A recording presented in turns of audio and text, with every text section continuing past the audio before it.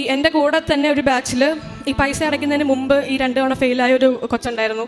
അപ്പോൾ അവനും already termination contract sign ചെയ്തിട്ട് നിൽക്കുകയാണ്. എൻ്റെ മുമ്പിലുള്ള ബാച്ചിലുള്ള 2-3 പേര് ടെർമിനേഷൻ കോൺട്രാക്ട് സൈൻ ചെയ്ത് നിൽക്കുകയാണ്. അപ്പോൾ എൻ്റെ ബാച്ചിലുള്ള ബാക്കി എല്ലാവരും ഫ്ലൈയിങ്ങിന് പോയി.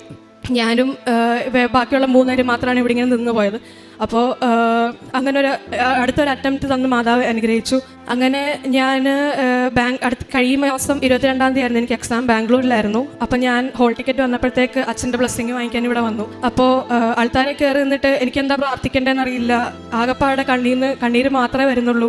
ഞാനിവിടെ കയറി മനസ്സിൽ പ്രാർത്ഥിക്കുന്നുണ്ട്, ഞാൻ എൻ്റെ കൂടെ എഴുതുന്നവർക്കും എൻ്റെ ഫ്രണ്ട്സിനും എല്ലാം എങ്ങനെയും കയറിപ്പോകാനുള്ള അനുഗ്രഹം നൽകണം. അങ്ങനെ ഞാൻ അച്ഛനപ്പോഴത്തേക്ക് ബ്ലെസ്സിങ്, ഞങ്ങൾ 10-15 പേരുണ്ടായിരുന്നു. അപ്പോൾ ബ്ലെസ്സിങ് കഴിഞ്ഞപ്പോൾ അച്ഛൻ പറഞ്ഞു, പോയി രക്ഷപ്പെട്ടു ആ മക്കളെ എന്ന് പറഞ്ഞിട്ടാണ് അച്ഛൻ ഞങ്ങളെ പറഞ്ഞയച്ചത്. അങ്ങനെ ഞാൻ പിറ്റേ ദിവസം എക്സാമിന് പോയി. എക്സാം പാടായിരുന്നു. കാരണം ആദ്യം ഒരു റൗണ്ട് എഴുതി കഴിയുമ്പോഴത്തേക്ക് ഒരു 10-20 ക്വസ്റ്റ്യൻസാണ് ഞാൻ വിട്ടിരുന്നത്. അപ്പോൾ ബാക്കിയെല്ലാം അതിലും എനിക്ക്